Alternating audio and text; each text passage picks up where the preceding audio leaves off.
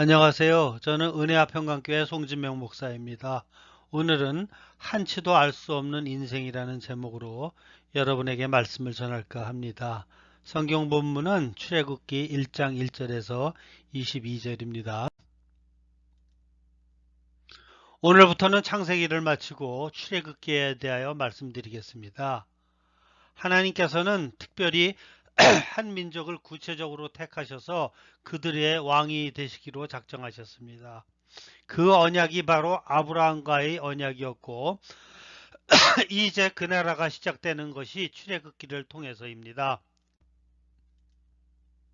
따라서 구체적인 하나님의 나라로서 이스라엘의 시작은 출애굽기에서 이루어집니다. 특히 그들이 애굽을 탈출하여 시내산에서 하나님과 맺은 언약의 백성이 되었을 때 정식으로 하나님이 다스림을 받는 하나님의 나라가 시작된 것입니다.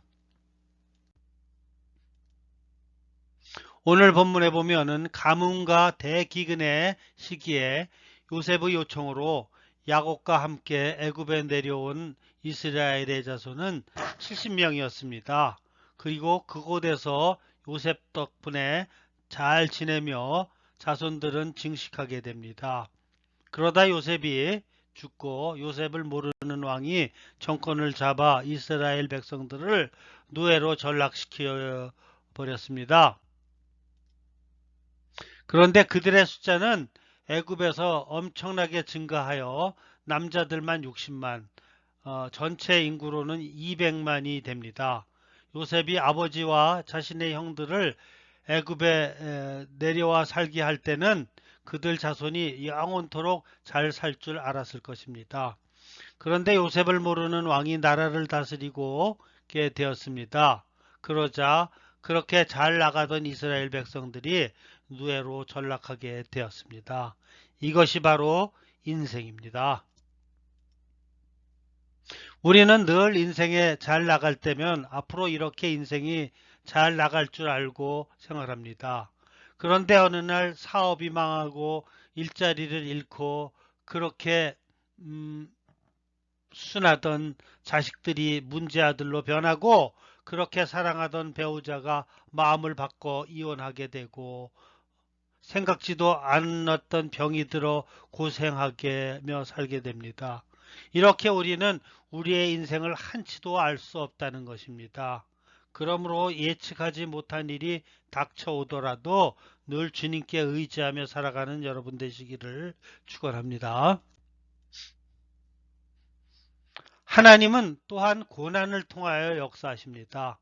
만약에 이스라엘 백성들이 애굽에서 계속해서 잘 살고 있다면 그들은 그 안정된 생활에서 나오고 싶지 않았을 것입니다. 그러나 이스라엘 백성들은 요셉을 모르는 왕이 나타나 그들에게 고역을 시키고 그러자 그들은 더 이상 그곳에 있기가 어려워졌습니다. 하나님은 이러한 고난을 이용하여 이스라엘 백성들이 애굽을 떠나야 하겠다는 마음을 주십니다. 우리에게 고난은 당하는 사람은 무척 괴롭지만 그 고난에는 하나님께서 주시는 분명한 하나님의 뜻이 있다는 것입니다. 더구나 이스라엘 백성들이 더욱더 많아지자 바로는 산파인 십부라와 부하를 시켜 남자아이를 낳으면 죽이고 여자아이를 낳으면 살리라고 명령합니다. 그러나 하나님을 경외한 십부라와 부하는 애굽 왕의 명령을 거역하고 죽음을 각오를 하고 남자아이들을 살려줍니다. 그들이 왕에게 끌려가 죽을 줄 알았는데 하나님께서 이 산파들을 보호해 주시고 살려주셔서 그들의 집이 더욱더 잘되게 축복해 주셨습니다. 그러자 애굽 왕은 부하들에게 아들을 낳으면 무조건 죽이라고 명령합니다. 그래서 이스라엘 백성들은 남자아이를 낳으면 다 죽였습니다.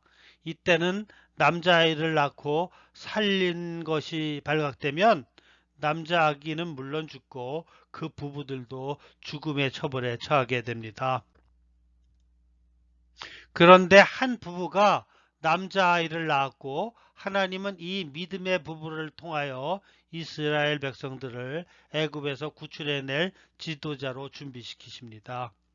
다음번에는 이 부부가 어떻게 이 아이를 키우고 성장시켰는지에 대하여 말씀드리고자 합니다. 끝까지 시청해 주셔서 감사합니다. 구독과 좋아요를 눌러주시면 동영상 제작에 많은 도움이 되겠습니다. 감사합니다. 그럼 다음 시간까지 안녕히 계십시오.